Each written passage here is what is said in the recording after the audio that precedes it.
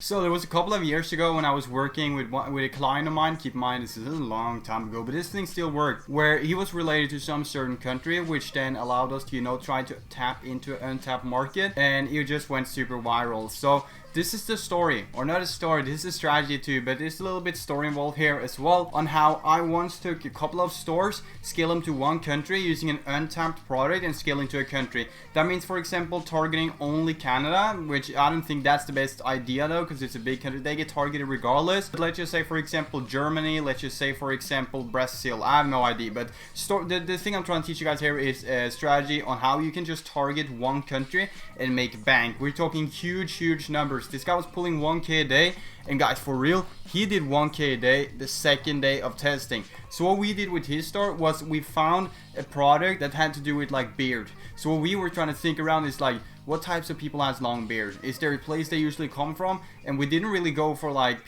places people have a lot of beard, but we were just like, okay, let's try to run this thing to Brazil. And it popped off. Well, Brazil is not a country I would run it to, but it's a strategy. So what I'm going to do now is I'm going to take you guys inside of my computer, and I'm going to show you guys the strategy, talk a little bit more about the story, but let's get inside of my computer and I'll show you guys. So if you want to get inside a dropshipping coaching program, you can message me on Instagram here. And if you just want to follow me, please follow me as well. And the course is down linked in the description. I'm promoted for ages, so I'm gonna do it now once again. So guys, this strategy is gonna require some work. So if you don't click like at this video or subscribe, it's gonna be even harder. But this strategy requires a lot of work, because you might have to translate your page. There's a lot of things you guys might have to do, and you just don't want to put your card in on Fiverr for $10 to get someone to translate it. That's the lazy strategy, right? So make sure this is gonna take some effort, but it's a little bit easier way. It's way easier to find winners by doing this strategy. So let's get into it. So when you guys are watching this video, it's most likely a new video on my second channel out. So link in the description to my second channel. I will be commenting this video with my second channel. So on that channel, we're gonna go over stuff like, for example, business in general,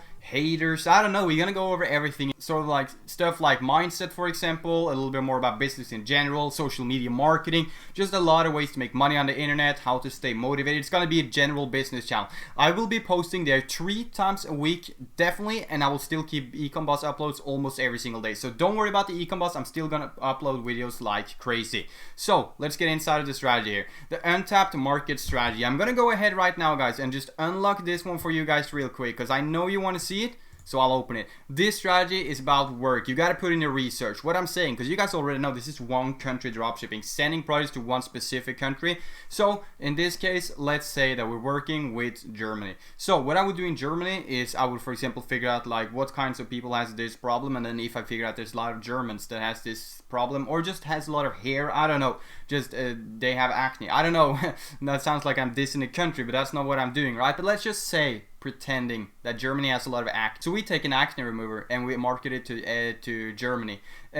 But you're American, so how are you going to translate the page and everything? So what you need to do, go on Fiverr and just find someone that could, translate your page to German, and then get a lot of winning products before you start, because if it flops, you don't want to rewrite your product description. So you want to have like 5 products ready to go. Someone in Fiverr's written description for all of them. You're going to make the store, but you have to make someone on Fiverr just translate from English to Deutsch or whatever it's called, so the German people can actually read what it says, right? So now we're selling an acne remover to Germany, and this acne remover, guys, this is the thing. This is obviously, keep in mind, I'm just pretending here, right? This scenario. This acne remover is saturated. It's super saturated in the whole world. So like UK has seen it, US has seen it, Canada, you name it. Everyone knows this acne remover, and people say don't run it. It's so saturated. But Germany has never seen this acne remover before, which means you now took a super saturated product and you put it in an untapped market. So what you need to do now is just start running ads. Your store's in German. The only problem here is probably going to be customer service, but just get you some guy in Germany and talk to him. But I'm sure they could type a little bit in English over the support too.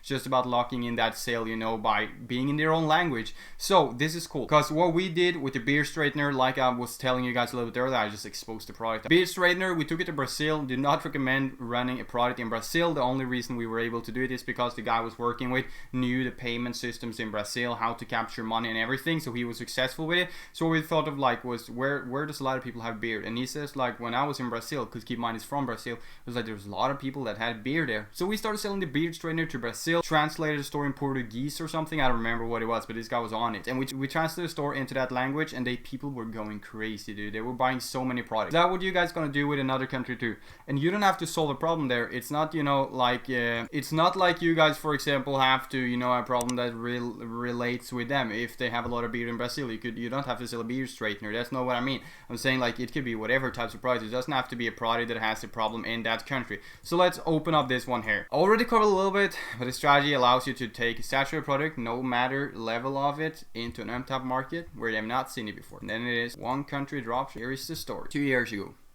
without telling anyone, I was coaching someone actually. Listen to this story, guys. I was coaching someone.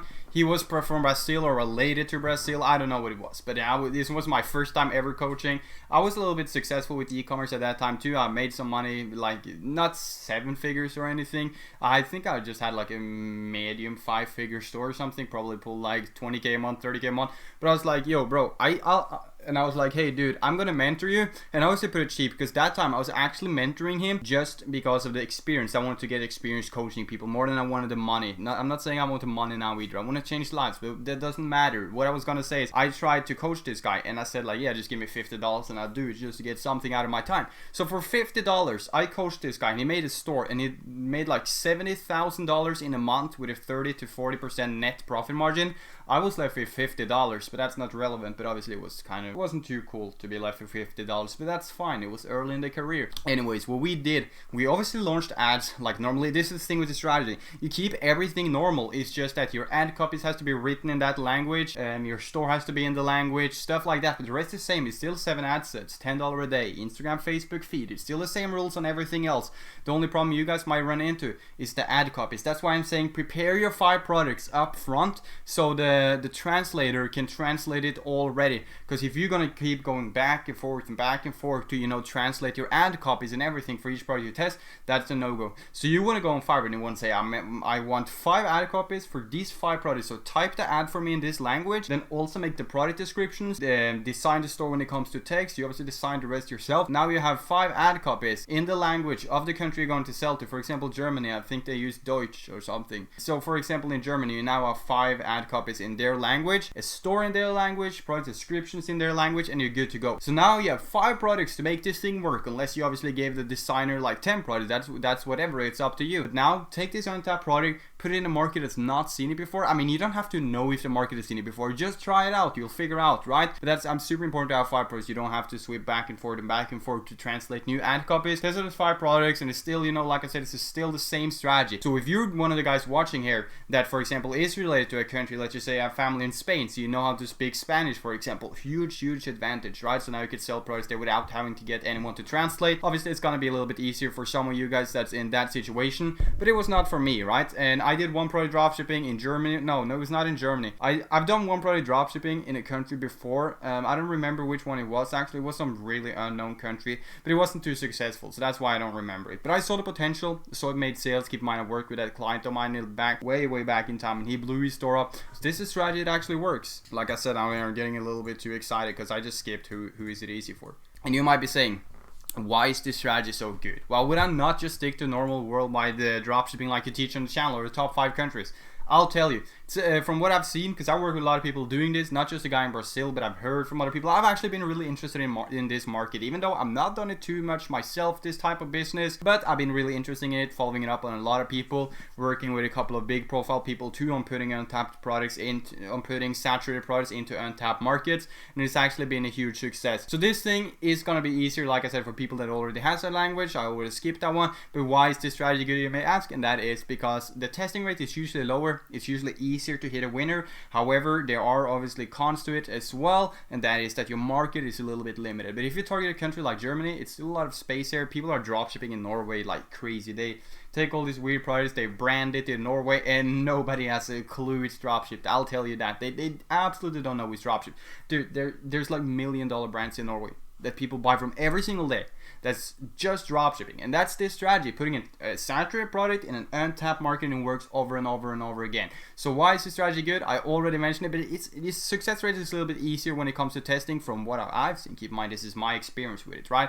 But you usually don't have to test too many products. The guy in Brazil tested one product and his first product ever worked, so we didn't have to test any products because your first one was a winner. So that's what I'm saying, like the success rate is usually higher in the testing phase, as long as you got it translated and everything. And since it's a saturated product, that's obviously something that will sell. But if you have a saturated product in an untapped market, it's still a product that most likely will sell, but you found a market where you probably haven't seen it before. So that one thing you can do, try to find a market that hasn't seen it before, where they actually have a need for it, they need this product. But if not, you know, still just trying to give it a shot and run it. But I'm just saying, like, you're probably just testing like 5 products until you find a winner usually, unless you have no idea what you're doing. And the product research part isn't too hard either, because you're just going to take a saturated product and put it in an untapped market. So I know this video probably was a little bit boring for you guys, because you obviously just want the easier solution. But if you want to make crazy money quick, this is a strategy, but it is the hard way, and who likes listening to the hard way, right? So that's one thing you guys probably gonna agree with me with, that this video is boring because it's not easy. But at the same time, testing rate is easy. It's more about not being lazy and getting those subscriptions made. So hope you guys liked today's video and that you give it a like, press the thumbs up button, and make sure to subscribe to my channel and drop a comment, and I'll be seeing you